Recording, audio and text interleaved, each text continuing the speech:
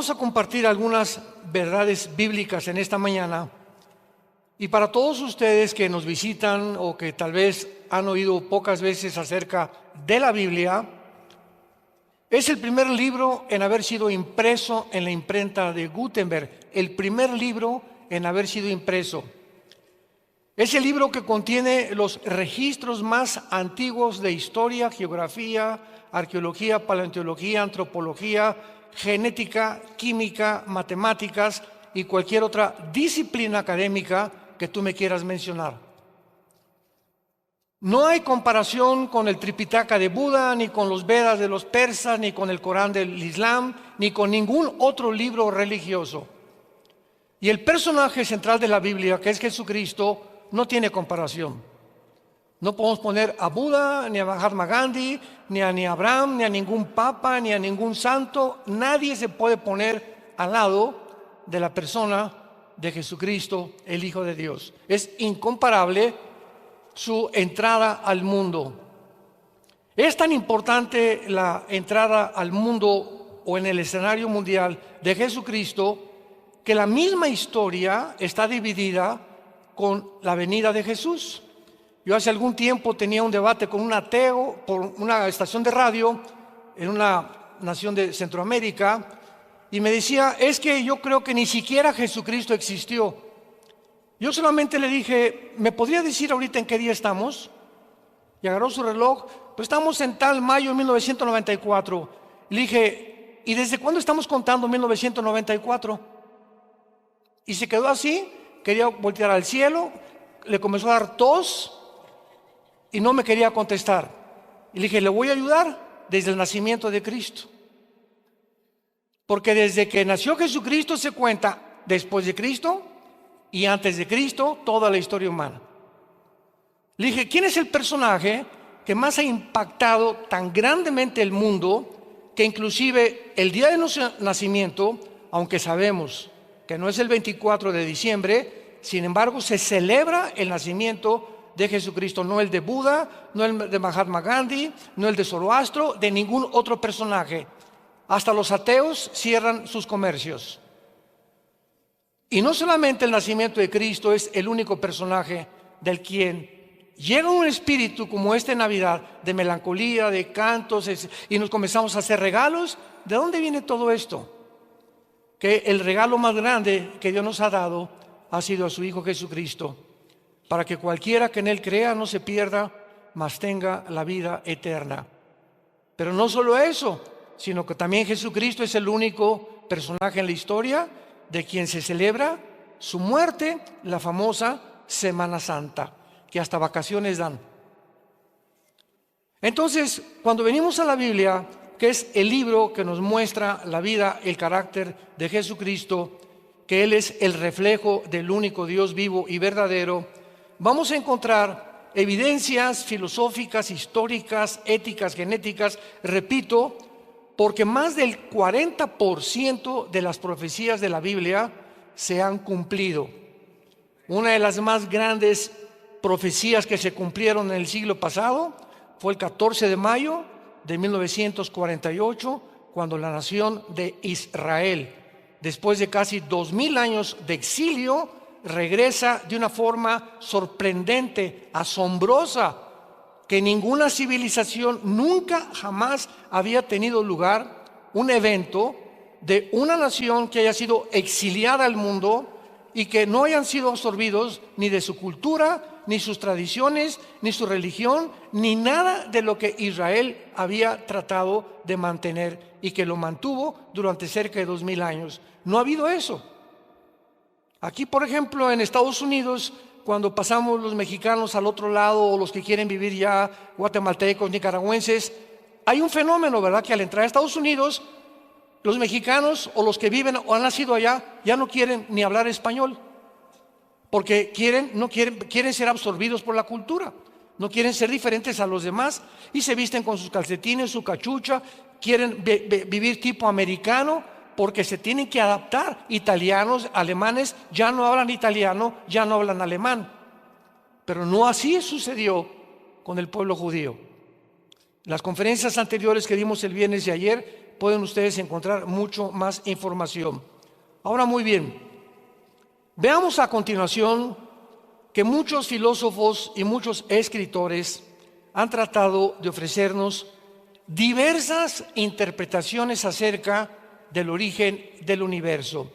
Si hay aquí astrónomos, maestros universitarios, simplemente les recuerdo, o ateos, escépticos, o personas ateas, de que nunca, jamás, mediante la ciencia, se podrá investigar el origen del universo. Primer paso de nuestra tesis: nunca científicamente se podrá probar el origen del universo. Nunca se podrá probar científicamente quiénes somos, ni tampoco hacia dónde se dirige la humanidad. Ni Walter Mercado, ni el chamán, ni los brujos, ni Nostradamus, nadie nos puede decir con la exactitud y los detalles que están escritos en la Biblia. ¿Por qué digo esto? Porque para que algo sea científico, si hay aquí estudiantes de la universidad, tiene que ser demostrativo, tiene que ser probado en un laboratorio, en un tubo de ensayo, y es imposible que alguien pueda decir: yo estuve en la creación y así fue. Bueno, entonces los astrónomos comienzan a inventar. ¿Y qué fue lo que inventaron desde hace más de 2-3 siglos? Que el mundo se inició con una explosión que se llamó el Big Bang, y que a través de esa explosión entonces hubo una mezcla, una sopa de elementos químicos, y se produjo la vida. Y cuando comenzamos a examinar esta teoría, escuchen, que se adoptó como la verdadera teoría del origen del universo en Oxford, en Harvard, en Princeton, en Yale, en la Universidad de México y en las universidades del mundo entero. Y se adoptó además como algo evidencial que podían, y lo escribieron casi científico, que habíamos venido de Chita, que éramos el producto accidental de una evolución, cuando nunca, jamás en la historia se ha demostrado la evolución, porque jamás ha habido la mutación de una especie a otra especie. Y cuando se descubre en 1954 por los doctores Crick y Watson la molécula del ADN, el ácido desoxirribonucleico, se acabó. El 60% de los ateos se convirtieron, al darse cuenta que era imposible sostener mediante los aminoácidos, ni por la segunda ley de la termodinámica, ni por la biología, y menos ahora por la genética. Era una imposibilidad la evolución. Y se seguía enseñando en las universidades. Entonces vemos nosotros un mundo, ¿verdad?, completamente confundido, donde los científicos también postulan teorías que no pueden tener ningún sostén científico. Si alguien te dice comenzó por una explosión el mundo y el universo, ¿quién produjo la explosión? Y vamos a seguir con esta línea, como decíamos ayer. Y si hubo una explosión, ¿acaso la materia produce el pensamiento o la conciencia? Pienso, luego vivo, vivo, luego tengo que existir. Y si tengo que existir, tiene que haber una causa. Esta causa no puede estar dentro de mí, esta causa está fuera de mí. Así venían y discernían los filósofos griegos la vida. Platón, Sócrates, la mayor parte de los filósofos llegaron a la conclusión de que tenía que haber un Dios. Nunca descubrieron quién era ese Dios, pero no podían concluir que pudiera ser un accidente en la vida. Es un absurdo, es una irracionalidad filosófica del ser humano. Ahora, ¿cómo se originó la vida, verdad? Nadie nos puede decir cómo se originó la vida. Hace algún tiempo hubo un doctor llamado Sigmund Freud que comenzó a tratar, después de que rechazó la Biblia cuando era joven, de investigar realmente el problema de la conducta, de la mala conducta del ser humano. Entonces Freud comenzó a hacer experimentos con personas con problemas de carácter mental, y los comenzó a hipnotizar. Y al hipnotizarlos, él trataba de, después de la conciencia, pasarla a la subconsciencia, pasarla a otra conciencia, para que de forma inconsciente o subconsciente arreglarlos mientras estuvieran hipnotizados, regresándolos a la conciencia, pudieran estar sanados. Y finalmente atribuyó, es que el problema de los seres humanos está en la sexualidad infantil. ¿Y qué atribuyó Freud al ser humano? Que el problema se encontraba en la mente. Damas y caballeros que nos visitan, la Biblia es el único libro que nos dice quiénes somos. Pues lógico, si yo compro un carro en la Volkswagen y se me descompone, no voy a ir a la Mercedes-Benz a que me lo arreglen. ¿Por qué? Porque ellos no son los fabricantes. Entonces, si algo tiene un problema con mi carro, lo llevo con el fabricante. Y si un problema humano existe, no voy con el psicólogo que me ayude, ni con el psiquiatra, ni con la doctora Corazón. Tenemos que recurrir con el fabricante. ¿Y quién fue el fabricante? Dios, el Dios de la Biblia, el Dios y Padre Jesucristo. ¿Y qué dice Él? Dejemos que Dios nos hable, permitámosle a Dios que pueda exponer realmente lo que la revelación que nos dejó condensada en la palabra de Dios. Y Jesucristo nos dice aquí en la Biblia, a los que lo quieran apuntar, que somos un espíritu, número uno, que tenemos un alma y que vivimos dentro de un cuerpo. Entonces, el ser humano no es solamente intelectual, como dicen ateos, es que aquí hay moléculas moviéndose y somos el resultado de líquidos gástricos y las neuronas que expelen también ciertas cosas y ciertas sopas que se conjugan en el cerebro, y de ahí viene el pensamiento. Y vuelvo a repetir, buscan la manera de poder explicarle al ser humano las barbaridades que no pueden explicar porque ellos no son los fabricantes. Entonces, si somos espíritu, el ser humano no lo sabe. Y entonces el ser humano se ha dedicado ¿a qué cosa? Alimentar la mente, o sea, el intelecto, filósofos, ciencias políticas, astronomía, y nada de eso está mal. Y el cuerpo, una buena comida, una buena alimentación, una buena bebida, no Coca-Cola, no harinas blancas, no sal, etcétera. Ejercicio, porque el cuerpo necesita un sostenimiento, así como la mente. Una persona que no lee un libro al mes, te vas a quedar hecho un chorizo. Dicen que en Europa leen 30, 40 libros mínimo los universitarios al año. Cuando se hizo la investigación en el continente americano, ¿cuántos libros se leían en México? 1 cada 3, 4 meses. Con razón. Tenemos que alimentar la mente. Pero ¿cuántas Netflix ves? ¿Y cuántos cuentos de Calimán te has leído? ¿Y cuántas telenovelas han visto? No se pierde ninguna telenovela. Por eso estamos como estamos. Así está el mundo completamente desesperanzado. Entonces baja Jesucristo, Dios manda al mundo a su Hijo Jesucristo hace 2000 años, y Jesucristo dice esto: no solo de pan vivirá el hombre, y se lo dice a Satanás, Mateo capítulo 4, sino de toda palabra que sale de la boca de Dios. Dios viene en la forma de su Hijo al mundo a decirnos: si tú eres espíritu, hijo mío, tu espíritu está completamente muerto. Y entonces estás tratando de comprender el universo, el mundo, mentalmente, intelectualmente, e intelectualmente es limitada el pensamiento y el conocimiento humano. Y cuando un ser humano quiere tratar sin el espíritu intelectualmente de buscar y conocer a Dios, acaba loco. Y el ejemplo más grande es Friedrich Nietzsche del siglo XX, un filósofo alemán que escribió Dios está muerto, y fue contagiado por Carlos Marx, que dijo Dios no existe, el problema son la lucha de clases. Si el proletariado le quita a la burguesía esto, ¿verdad?, y derriba a la burguesía, se van a nivelar, va a haber equidad. Y ahora el Foro Económico Mundial en el siglo XXI, léelo, es la copia completa del comunismo y del marxismo de izquierda hegeliano y la dialéctica materialista. Métete a Google, Foro Económico Mundial, y dice: bienvenidos a esta ciudad, no vas a tener casa, no vas a tener ropa, bienvenidos porque no tienes por qué tener nada. Y esta teoría se está ya implementando en México. Hace 2 semanas comenzaron las expropiaciones en México, que es el cuarto paso de la agenda. Y estamos aceptando y vamos al camino de Venezuela, de Cuba, de Nicaragua, de Colombia y de Bolivia.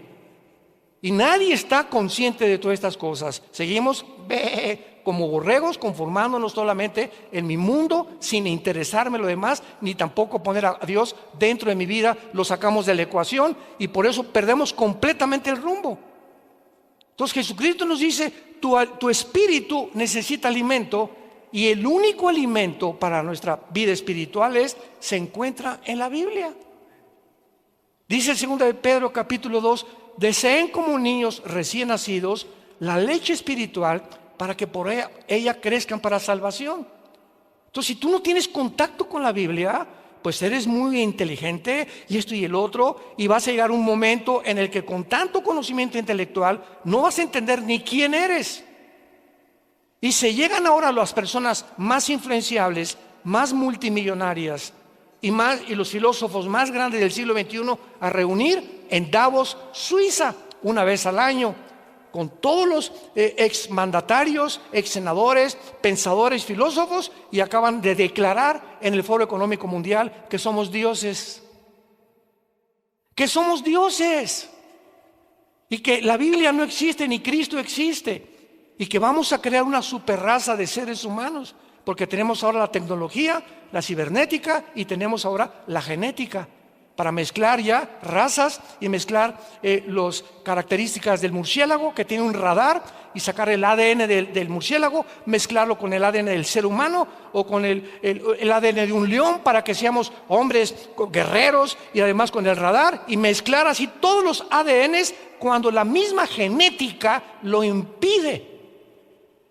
Y se vuelven mutaciones, ¿verdad? Se vuelven cosas híbridas o quimeras que no pueden tener ninguna realidad real, científica. Pero es la locura a la que hemos llegado, hermanos, en Cristo, damas y caballeros. Y tenemos que abrir los ojos para darnos cuenta que tenemos que comenzar a regresar a Dios.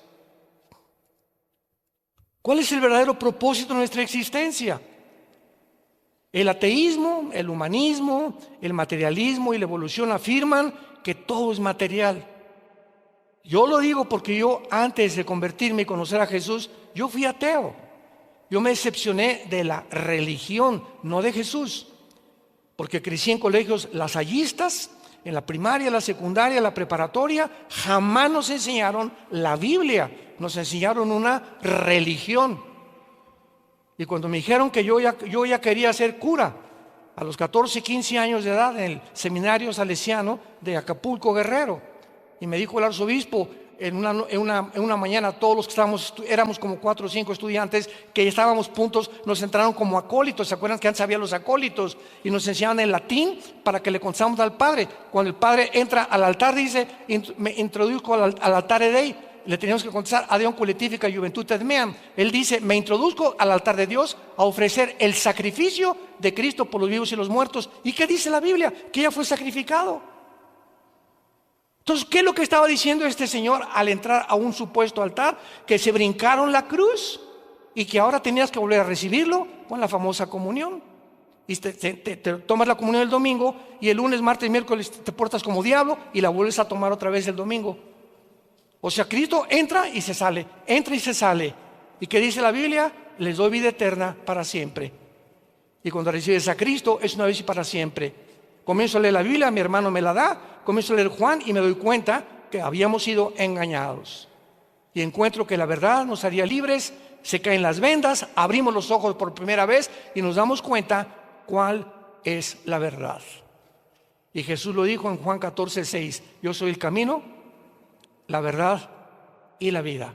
Fuera de Cristo no hay ninguna verdad absoluta, porque vivimos un mundo de relativismo, donde tu verdad es tu verdad, mi verdad es mi verdad. Mira, yo soy gay, déjame como yo estoy, tú eres como estás, no te metas. Mi verdad es esta, como dijo el fundador de la cadena CNN, verdad, de televisión, que ya vendió, tiene como el 35% ahorita de las acciones. Ted Turner se llamó, que se casó también con Jane Fonda, una muchacha artista de cine. Y Ted Turner se decepciona de Dios, de la religión, se vuelve ateo también, y dijo los 10 mandamientos de Ted Turner.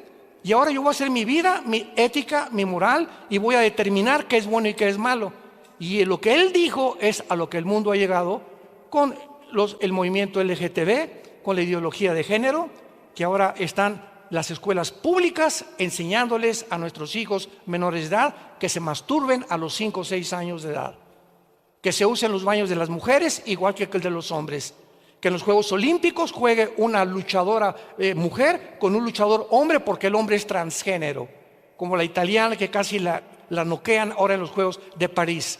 El mundo está completamente desarticulado, ha perdido la brújula porque le han dicho a Dios: no te metas con nosotros, somos lo suficientemente inteligentes para poder determinar qué cosa es bueno y qué cosa es malo.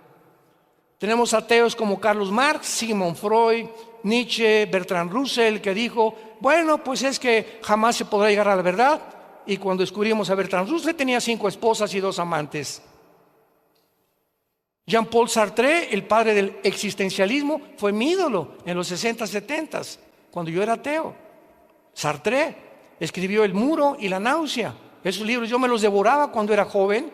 Y en uno de sus libros, en El muro, dice Jean-Paul Sartre: veo un muro donde yo estoy tratando de poder determinar cuál es mi propósito en la vida. Porque ya negué a Dios, y si no hay Dios, entonces ¿qué hay? Y pone ahí: me estrellé contra el muro porque no puedo brincar ese muro al otro lado. Y dice Sartre: yo sé que al otro lado hay algo, pero no puedo verlo. Y lo que él estaba diciendo es: he descubierto que estoy limitado, que por más inteligente que yo sea, no voy a poder comprender a Dios. Es necesario que Dios se revele a mi mente, porque por medio de mi intelecto nunca lo podré comprender, que es exactamente lo que la Biblia dice. Y su hija, antes de morir, le dice a Sartre: papá, ¿qué es lo que te pasa? Y Sartre le dice antes de morir a su hija: hija, ¿sabes cuál es mi tragedia?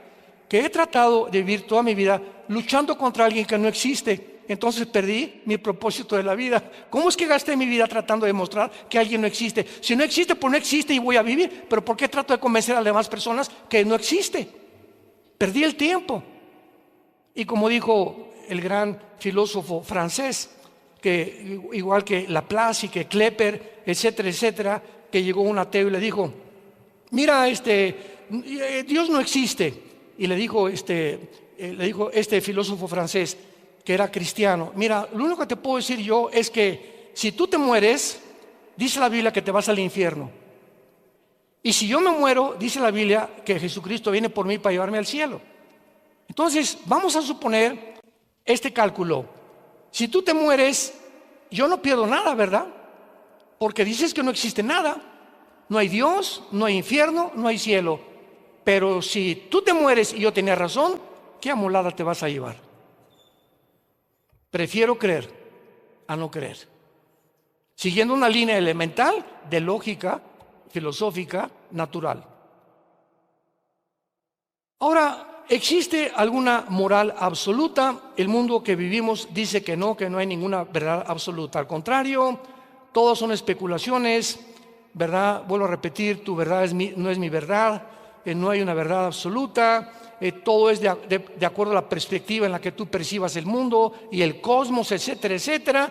Entonces, cada quien, como dice la Biblia, como ovejas nos hemos cada quien salido del corral, y unos piensan esto, otros, tratando como seres humanos limitados, frágiles que somos, vulnerables. Tenemos que morir, la vida es cortísima y pasamos el mundo como dioses. Estoy en un mundo que no entiendo, un cosmos que no sé ni por qué nací, pero yo sé que las respuestas están en mí. No puede haber alguien fuera de mí que me dé explicación de por qué soy como soy. Y esas personas así mueren exactamente, dice la Biblia, igual que como mueren las vacas, igual que como mueren los animales. ¿A qué me refiero? Los animales se despiertan, comen su comida, su cena, y se levantan, comen, otra vez, duermen y otra vez, y así pasa su vida.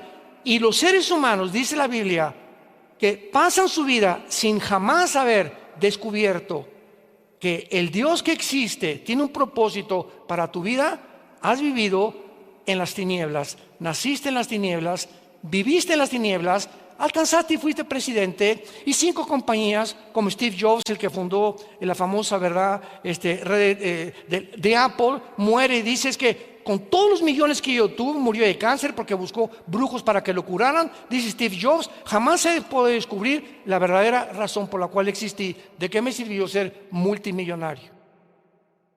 Jesucristo dijo, ¿de qué le sirve al hombre ganar el mundo si pierde su alma?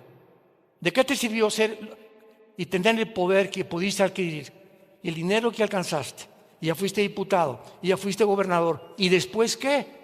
¿Que no sabes que la vida se te tiene que acabar? Y cuando se te acabe la vida, ¿qué es lo que vas a poder abrir al abrir los ojos?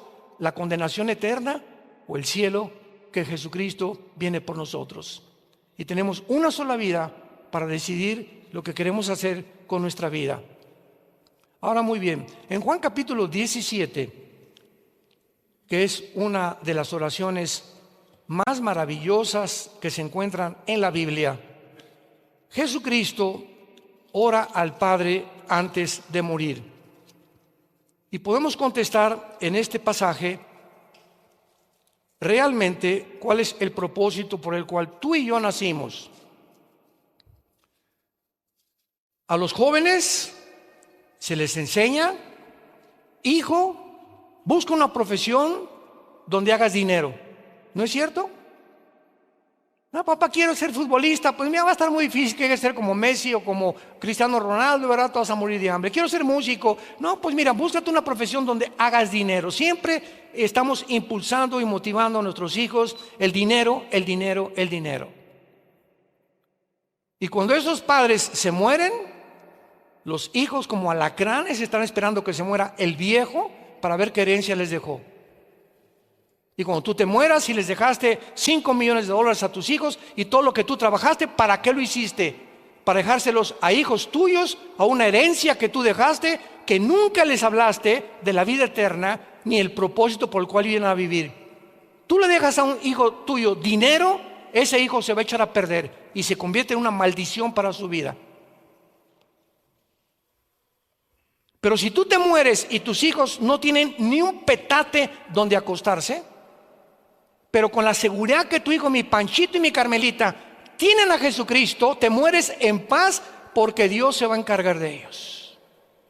Y Dios los va a bendecir tarde o temprano. Y Dios va a hacer que les vaya bien en la vida tarde o temprano. Te mueres en paz.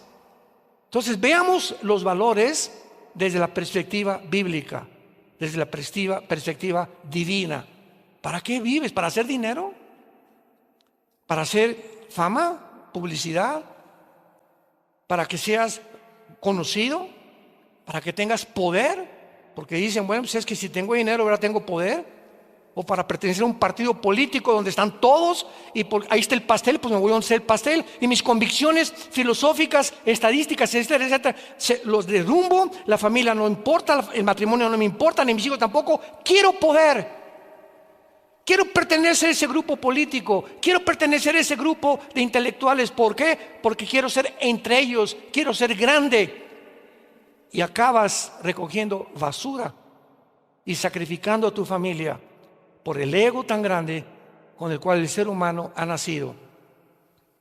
Dice Juan 17, Cristo antes de morir, estas cosas habló Jesús, levantando los ojos al cielo, y dijo: Padre, la hora ha llegado, glorifica a tu Hijo para que también tu Hijo te glorifique a ti.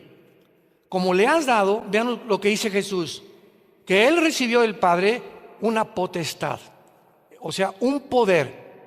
Dios le dio a su Hijo al venir al mundo un poder sobre todos los seres humanos, sobre toda carne. ¿Para qué? Para que Él nos diera la vida eterna.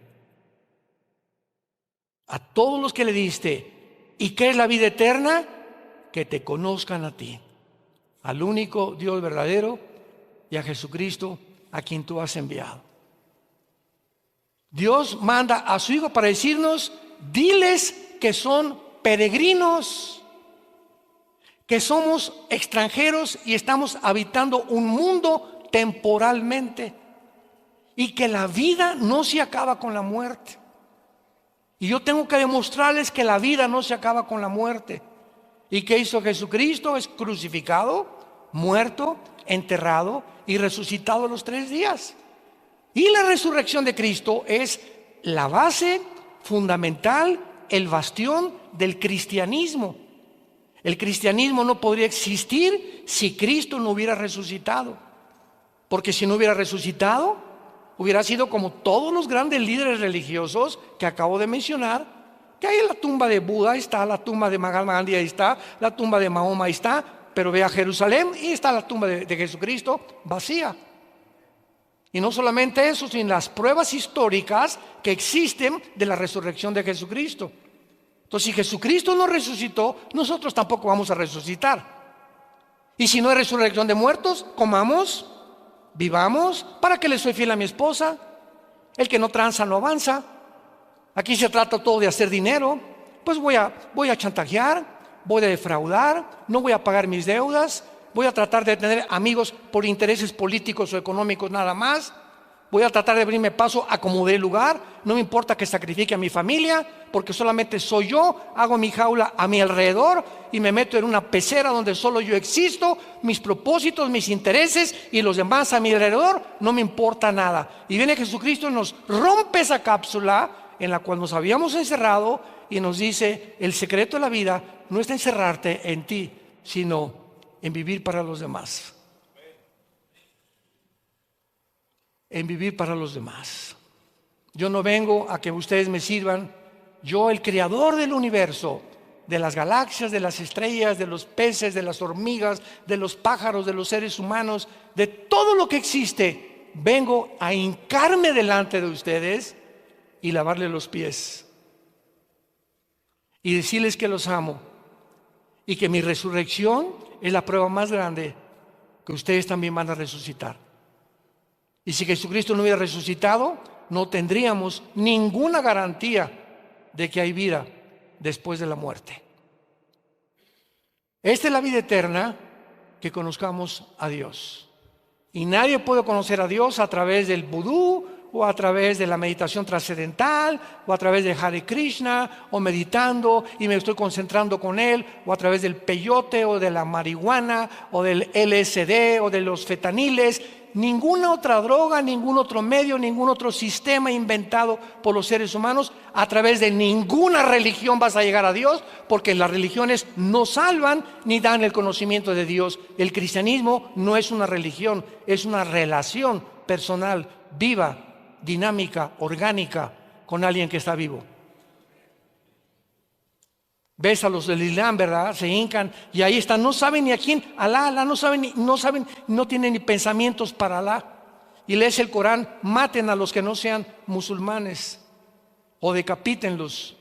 Y vienes a la Biblia y nos muestra la historia del principio al final como está escrita, para que sepamos que Dios se adelantó a la historia para demostrarnos que Él es real, que la Biblia es la palabra de Dios y que Jesucristo es su Hijo, que quiere entrar esta mañana a tu vida y darte la vida eterna. ¿Qué es la vida eterna? Que cuando tú mueras no te condenes en el infierno.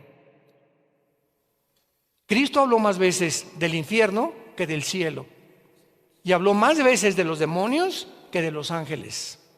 Era tan grande la preocupación, y Cristo en Getsemaní, saliéndole sangre por las capilaridades de su piel, que Él sabía que se iba en la cruz a enfrentar a todo el pecado de todos los seres humanos, a Satanás y a la muerte.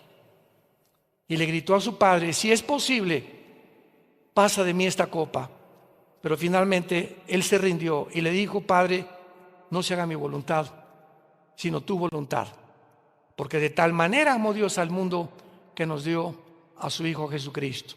Entonces Dios podía enviarnos palomitas y miren, yo los amo y les voy a dar, vayan al cine. Cualquier religión salva, sigan cualquier religión, pero Jesucristo desde el cielo nos manda un mensaje: no hay manera que tú tengas contacto conmigo si antes no conoces a mi Hijo en la cruz. No hay manera de conocer a Dios si antes no conoces a Jesucristo, porque es Jesucristo el mediador, el que nos conecta con la fuente de energía. Y si tú crees esto, tienes la vida eterna. Y cuando tú mueras, morirás en paz y abrirás tus ojos y tendremos miles de ángeles a nuestro alrededor que nos llevarán a la presencia de Dios. Y ahí podrás saber, valió la pena en la corta vida que Dios me dio haber creído en el Hijo de Dios. Ahora veamos claramente también que en la Biblia encontramos varias falsas doctrinas y casi todas las cartas de los apóstoles, como Timoteo, Filipenses, Gálatas, la carta a los Corintios, son advertencias que mientras estemos los cristianos en este mundo, se van a levantar falsos apóstoles, falsos profetas, falsos maestros que por todos lados van a tratar de engañar. Les voy a citar algunos rápidamente. Por ejemplo, hay una secta que se llama los Testigos de Jehová y fueron fundados por Charles Russell en 1844 y ellos profetizaron que Cristo vendría en 1874 y que el mundo acabaría en 1914. Ellos no creen en el infierno, no creen tampoco que Cristo es Dios, no creen en la vida eterna. Eso es una falsa, completamente un falso profeta. Tenemos al fundador de los mormones, José Smith, 1880.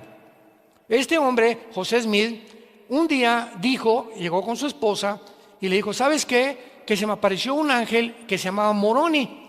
Y este ángel me dijo que fuera a cierto lugar, un montecito, e iba a encontrar yo unas tablas escritas en egipcio cuneiforme y que yo las tradujera, y de ahí salió el libro del Mormón. Vamos a ver que fue una mentira. Y además le dijo a la esposa, y además me dijo el ángel que tú no eras la única, que puedo tener 10 igual que tú. Yo le he dicho muchas veces que si yo llego a mi casa mañana y le digo a mi esposa, duermo en el suelo. O me dice, ahí está tu maleta, ¿verdad? Y agarra carretera. O sea, vino el politeísmo. Entonces, este hombre, José Smith, dijo esto, ¿verdad? Cosa que no es verdad, porque el libro del Mormón es una versión falsa de la Biblia, King James en inglés, con algunas modificaciones.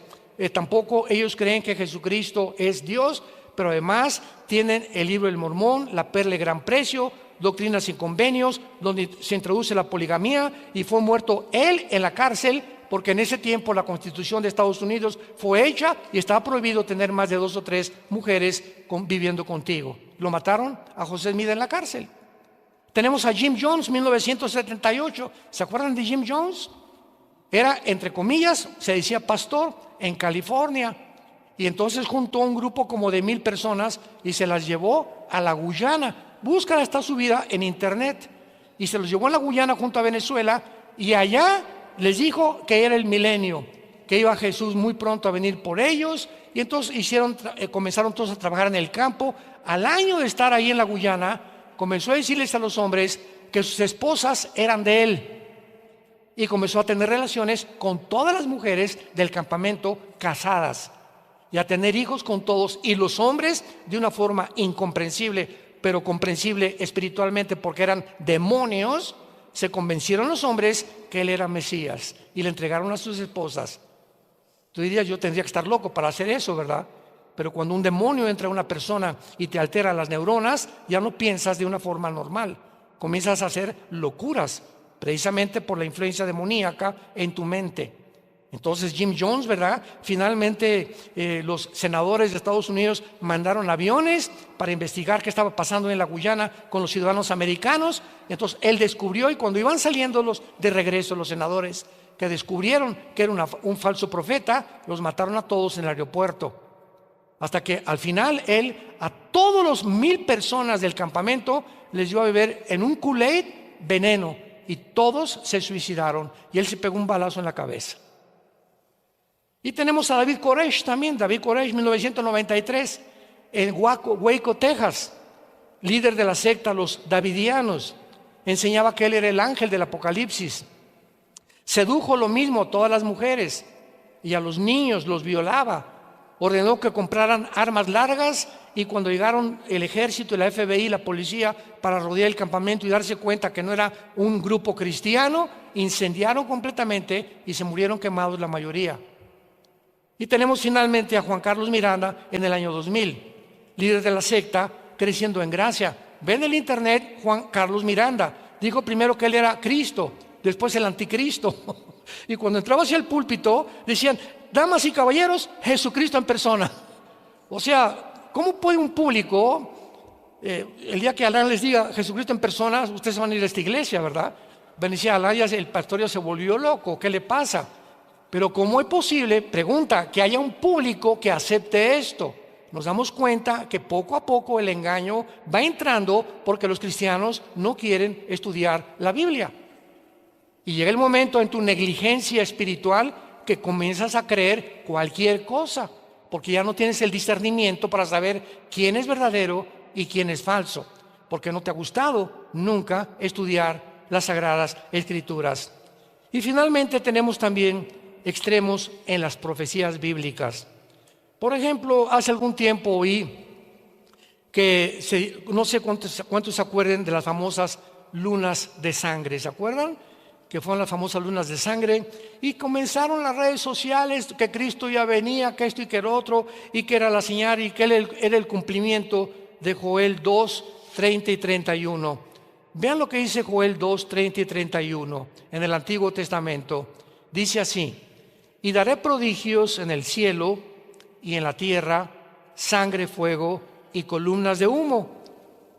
El sol se convertirá en tinieblas y la luna en sangre antes, por el amor de Dios, subraya esa palabra. ¿Cuándo va a suceder eso?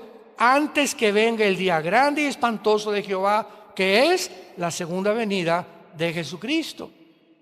Entonces, ¿cómo pueden adelantarse, verdad, de que ya Jesucristo iba a venir cuando ni siquiera estamos en la segunda venida, cuando ni siquiera el anticristo ha surgido? Vinieron las vacunas y nos llegaban pero cantidad de correos. Oiga, ¿y la vacuna es del anticristo? ¿Es la marca del anticristo? Le dije: cabeza de melón. ¿No has leído Apocalipsis capítulo 13? Sí. ¿Qué dice? Que la marca del anticristo será aquí en la frente o en la mano derecha. ¿Dónde te ponen las vacunas? Aquí, hermano. Entonces, ¿cómo llegas a creer o a sugerir o a deducir que es la marca del anticristo? Pero las vacunas serán aquí y la marca del anticristo será aquí y será aquí. Tal vez un chip o alguna implantación que se haga por debajo de la piel, que pueda tener el control y tu información de quién es tu seguro social, qué enfermedades tienes, etcétera, etcétera. Y tú vas a llegar a una tienda, a comprar un coche, a vender una casa, y no podrás hacer ninguna transacción hasta que tú puedas pasar por ciertos aparatos como están actualmente en los aeropuertos ya en el mundo entero, y pueda detectar quién eres. Y cuando tú tengas la marca, tu condenación está completamente asegurada, porque las personas que se marcan con la marca del anticristo no tendrán salvación. Lo dice Apocalipsis capítulo 14. Entonces tenemos que abrir los ojos. Igual el anticristo. Ahorita que entraron ya los islámicos a Siria, me llegaron correos anoche a las 11, 12 de la noche, me despertaron. Ya ni la muelan de despertarme. Oiga, este señor Al-Galani, el nuevo líder ahorita de los yihadistas ahí en Siria, te están diciendo que es el anticristo. ¿Qué dice la Biblia del anticristo? Que va a surgir cuando se junten 10 naciones, 5 de Europa, ya lo hablamos ayer, y 5 del Medio Oriente. Y una vez que haya un G10 de naciones, 5 de Europa y 5 del Medio Oriente, porque Europa va a quedar sola, Estados Unidos va a caer tarde o temprano, Rusia va a caer, va a quedar como un pollito desamparado. Europa va a tener que pedir el petróleo al Medio Oriente, y se van a unir Europa con el Medio Oriente. Y cuando esta unión haya, y la leamos en los medios de comunicación, de uno de estas 10 naciones saldrá el anticristo. Y lo hemos repetido tantas veces, lo enseña la Biblia por todos lados. Y el anticristo va a ser islámico, va a ser musulmán. Y va a salir exactamente de donde está ahorita la rebelión en Siria y entre Irak. Porque en el Antiguo Testamento, Babilonia, que era la cabeza del estatua de Nabucodonosor, era Babilonia, que es Irak, Siria y el Líbano, o sea, la antigua zona de la Mesopotamia, que significa tierra entre dos ríos, entre el Tigris y el Éufrates. Entonces, ahorita la zona geográfica donde acaban de derrocar al presidente de Siria y Rusia se sale e Irán se sale, inconcebible, porque Rusia tenía en Siria la única base naval al Mediterráneo. Y el hecho que Putin no haya hecho nada, sígame con cuidado, el hecho que Putin haya dejado que Assad, no se dice que nadie sabe dónde está, pero no lo defendió, ni Estados Unidos lo defendió, y entraron los yihadistas. ¿Qué significa esto? Que Rusia está a punto de caer también. Pero acuérdense cuando cayó el comunismo en 1991, que Mikhail Gorbachev dijo, es que teníamos desde los 80s, 10 años, con una vida de bluff. La Unión Soviética era una fachada, donde todo el mundo, Rusia y el poder, estábamos en la pobreza, dijo Gorbachev. Sacamos a Dios y nos alejamos del capitalismo. Y ahorita igual en sus últimos, Putin, voy a usar las bombas nucleares y voy a hacer esto por el otro. ¿Y por qué le pidió 25,000 soldados a Norcorea hace como 3 o 4 semanas? Porque no ha podido con la guerra de Ucrania. Porque no ayuda ahorita y defiende la única base naval que tiene, porque es puro bluff, nada más. El poder de Putin es la guerra nuclear. Y si llega a usar las bombas nucleares, entonces sí, seguramente va a ser la causa de la caída de Washington. Solamente falta un misil nuclear a Washington para que solamente la ciudad de Washington desaparece el gobierno de Estados Unidos. Una bomba en Moscú, desaparece toda la Unión Soviética. Entonces estamos en un mundo de una confrontación donde todas las piezas están acomodando y la Biblia nos dice exactamente cómo vamos a llegar hasta el fin para que tengamos paz. Para que en esta mañana te arrepientas de tu vida. Para que en esta mañana consideres que tú no tienes la garantía, ni yo tampoco, de que mañana vamos a amanecer. Nuestra vida siempre pende de un hilo. Un infarto al corazón, de repente te sientes muy bien y vas al doctor. Discúlpeme, don Pancho, pero la radiografía dice que usted está lleno de cáncer. Una embolia cerebral, una bala perdida, un accidente de tránsito. Ni tú ni yo sabemos que mañana vamos a vivir. La Biblia dice, como tú no sabes y tu vida es tan inestable y tan incierta, acuérdate y no te endurezcas cuando oigas su voz. No se endurezcan cuando ustedes oigan la voz de Dios. Y esta voz que es a través de la Biblia, yo no soy la voz de Dios, es la Biblia. Yo cito y les digo lo que dice la Biblia. Yo no soy profeta ni apóstol. Soy un simple pastor que comparto este mensaje hace 47 años para decirles a ustedes, este libro dice, no digan, el pastor dijo, la Biblia dice que te arrepientas por cuanto Dios ha establecido un día en el que va a juzgar a los vivos y a los muertos. Va a haber un juicio y todos los hombres y presidentes y dictadores y criminales y violadores van a ser juzgados. Y si murieron aparentemente sin ser encarcelados, en la otra vida no se le escapan a Dios, porque la Biblia dice, Dios no puede ser burlado. Así que esta es tu oportunidad que tú tienes de venir a la cruz. Ven a la cruz en esta mañana, arrepentido, sinceramente en tu alma, y dile a Cristo estas palabras con tu rostro inclinado. Dile, Padre Santo que estás en el cielo. En silencio lo puedes hacer. Te doy las gracias por haber hablado a mi corazón en esta mañana a través de la Biblia y hacerme consciente que no he vivido según tu agrado, que he vivido demasiado centrado en mi persona, olvidándome que hay otra vida después de esta vida. Creo con todo mi corazón que hace 2000 años tu santo Hijo Jesucristo abrió sus brazos en esa cruz y derramó su sangre preciosa como el antídoto, como la medicina para mi pecado. Me arrepiento sinceramente y me quiero volver a ti. Reconozco que el camino donde me encuentro es un camino que tarde o temprano me conducirá a la muerte. Quiero regresar a ti, Señor, y te pido que entres a mi corazón, porque creo que a los 3 días, después de haber sido muerto y crucificado y enterrado, resucitaste para que en esta mañana me recordaras que algún día volveré a vivir contigo. Entra a mi vida, Jesús, en este instante como mi Señor y mi Salvador. Te recibo y te doy las gracias por darme la vida eterna. Amén. Amén. Amén. Amén. Amén. Amén.